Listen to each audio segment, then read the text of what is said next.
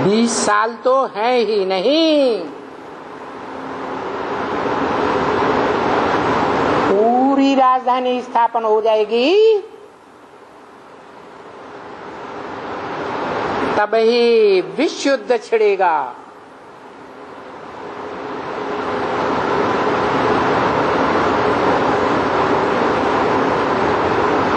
जो बड़े के बड़ा विश्व युद्ध गाया गया है, महाभारी महाभारत विश्व युद्ध, वो तब ही होगा जब तुम्हारी संपूर्ण राजधानी स्थापन हो जाएगी। जिस राजधानी में मेरी जो फर्स्ट क्लास माला है, माला रूपी संगठन, तुम ब्राह्मणों का संगठन, 108 श्रेष्ठ ब्राह्मणों का संगठन, जो राजयोग सीख करके जन्म जन्मांतर षष्ठी रूपी रंगमंच पर राजा बनेंगे, उन आत्माओं का माला रूपी संगठन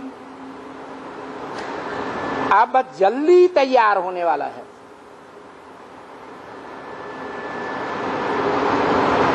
जो बाप ने बोला है, ब्रह्म महावाक्यों में, मुरली में ही बोल दिया,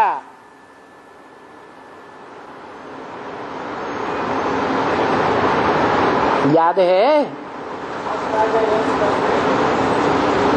क्या बोला? बाप जब आते हैं, सुप्रीम सोल बाप जब प्रत्यक्षता रूपी जन्म लेते हैं, जिसका यादगार महाशिवरात्रि गाया हुआ है, इस महान घोर अज्ञान के अंधकार की रात्रि में जब बाप आते हैं तो धक से तुम्हारी राजधानी स्थापन कर देते हैं। क्या कहा? ये मनुष्य आत्माओं की शक्ति नहीं है। मनुष्य आत्माओं में श्रेष्ठ ते श्रेष्ठ आत्मा, जिसका प्रत्यक्षता वर्ष सन 76 में मनाया गया, वो आत्मा में भी इतनी शक्ति नहीं है कि प्रत्यक्षता रूपी जन्म लेने के साथ धक से राजधानी स्थापन कर दे। ये कौन सी आत्मा में इतनी शक्ति है? जिसके यादगार शिव रात्रि नहीं, महाशिवरात्रि मनाई जाती है।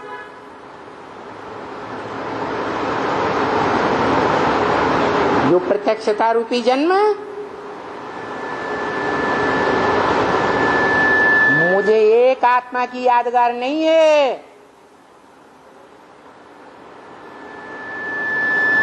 बाप और बच्चे दोनों का इकट्ठा जन्म है।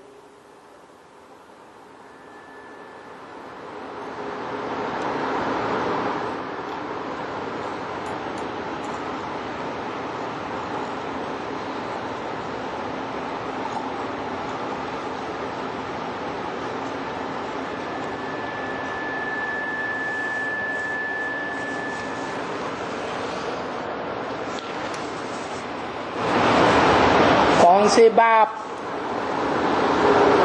और कौन से बच्चे का इकट्ठा प्रत्यक्षता रूपी जन्म है?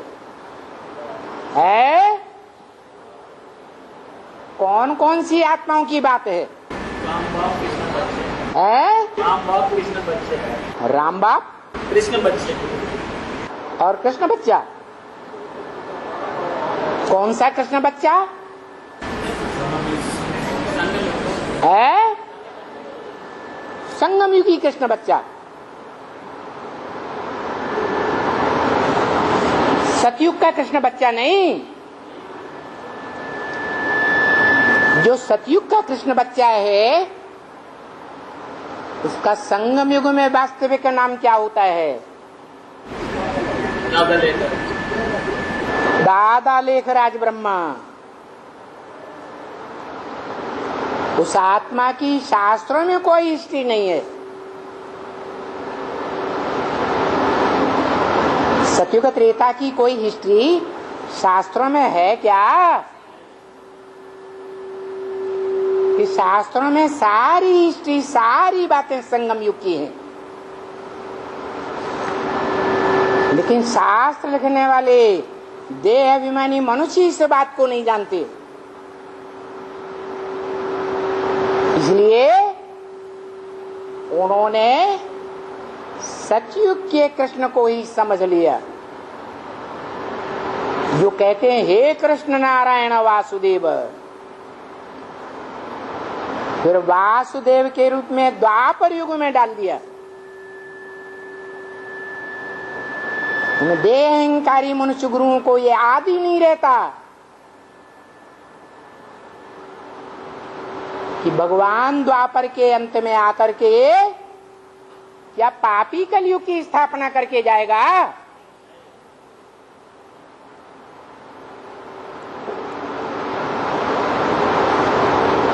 भगवान आकर स्वर्ग बनाता है दुनिया को, नर को नारायण जैसा देवता बनाता है, या पापी कलयुग का फाउंडेशन डालता है।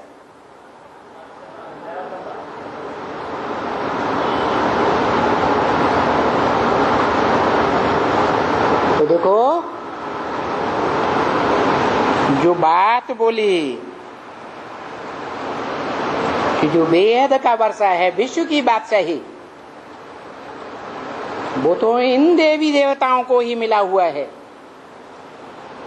लक्ष्मी नारायण के चित्त की तरफ इशारा कर किया। इसलिए सामने ये त्रिमूर्ति एवं ऑब्जेक्ट रखी जाती है। किसके सामने है? हाँ जी, जो लक्ष्मी नारायण का चित्र है उससे भी ऊपर की स्टेज क्या है? शिव की त्रिमूर्ति स्टेज। एक की तीन मूर्ति की स्टेज या अनेक आत्माओं की त्रिमूर्ति स्टेज? एक की त्रिमूर्ति स्टेज। वो एक तीन मूर्तियों के रूप में अव्वल नंबर में पार्टधारी है। जैसे हर मनुष्य आत्मा अपने लिए अपनी आत्मा के अंदर दिव्य गुणों की स्थापना करने वाला ब्रह्म है, और दुर्गुणों का नाश करने वाली आत्मा है। और जो सद्गुण रह जाते हैं स्थापना में, उनकी पालना विष्णु रूप बनकर करती है। जब आत्मा में विषय विकार का नाम मात्र नहीं रह जाता, अर्थात हर आत्मा त्रिमूर्ति का कार्य करती है। स्थापना, पालना और विनाश, तीन मूर्तियों का संघात रूप, सार रूप अक्षर एक कौन सा है? जिस अक्षर में तीनों मूर्तियों का अर्थ आ जाता है। ओम, आ उ मा। आ माने ब्रह्मा, ऊ माने विष्णु, मां माने महा, महेश, महान ईश्वर, महाईश, अर्थात संसार का बड़े से बड़ा शासन करता। इस बात में विनाश के कार्य में दुनिया का बड़े से बड़ा कोई भी ग्रेट कहा जाने वाला धर्मपिता पुरानी परंपराओं का विनाश नहीं कर सका, पुराने राज्य का विनाश नहीं कर सका, पुरानी भाषा का, पुराने कुल का, पुराने मतों का विनाश नहीं कर सका, पुरानेपन का नाश कर ही नहीं सका। तो भला बताओ, जिस घड़े में सर्प का विष पड़ा हुआ हो, उसमें ढेर का ढेर दूध भी अब उड़ेल दिया जाए तो क्या बन जाएगा? है विष ही बन जाएगा। इसलिए इस विषय विकार रूपी जो हालाहल है, बड़े से बड़ा विष, जब तक इसको समाप्त करने वाली आत्मा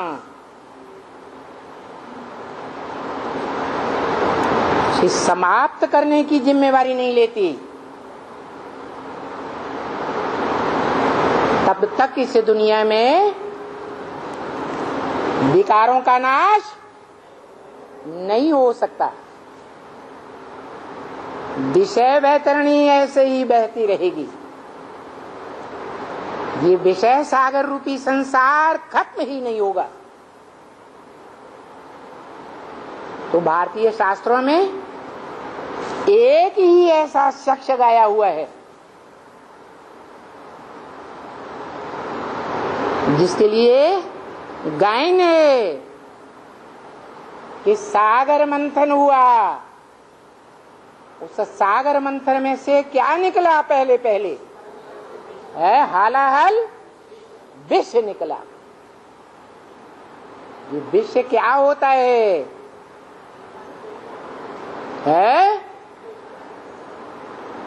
विष होता है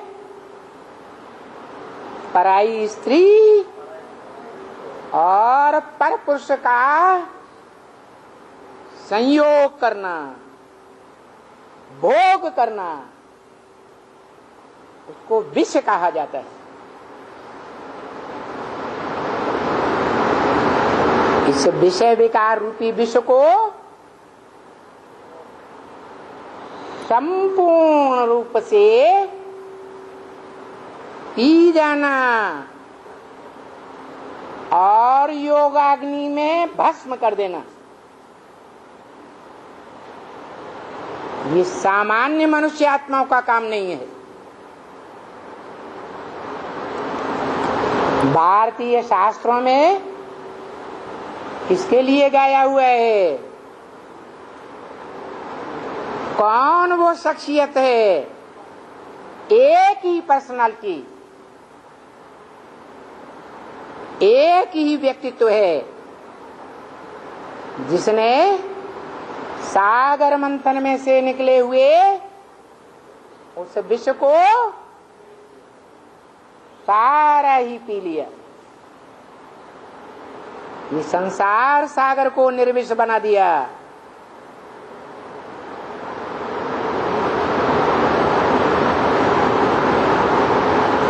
ये कार्य साधारण कार्य नहीं है। ऐसे तो जितने भी धर्म पिताएं आए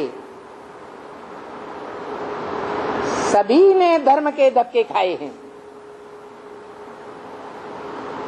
लेकिन ये विषय विकार का नाश करने वाला और श्रेष्ठ धारणा रूपी धर्म की स्थापना करने वाला, जिसके नाम पर सत्य सनातन धर्म का नाम पड़ता है, देवी देवता सनातन धर्म,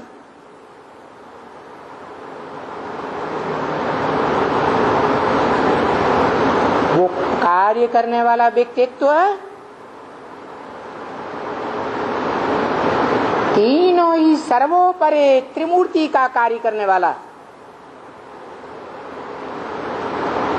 तीनों मूर्तियों का बीज एक ही शख्स है, एक ही व्यक्तित्व है, जिसका नाम, जिसकी यादगार भारत में शिव मंदिरों के रूप में देखी जा सकती है, शिवलिंग के रूप में सबसे जास्ती पूजनीय रहा है। पूजा पवित्र की होती है या अपवित्र की होती है? पवित्र की पूजा होती है। ये देह 5 तत्वों का पुतला जो विनाशी है, महाविनाश में विनाश को प्राप्त हो जाएंगे जो शरीर, वो 5 तत्वों के पुतले सब झूठे हैं। एक ही पुतला है 5 तत्वों का, जिसे शिवलिंग कहा गया है, अव्यक्त मूर्ति कहा गया है। मूर्त माने साकार, अमूर्त माने निराकार। मूर्त माने जिसकी मूर्ति बनाई है, परंतु वो अव्यक्त मूर्ति है जिसमें कर्मेंद्रियां और ज्ञानेंद्रियों का कार्य वास्तविक रूप में ज्ञान की दृष्टि से देखा जाए तो वो कर्ता है ही नहीं। क्या बन जाता है? कर्ता बन जाता है या बाप समान अकर्ता बन जाता है? अकर्ता बन जाता है। जैसे बाप अभोक्ता है, वैसे वो मूर्ति भी अभोक्ता बन जाती है।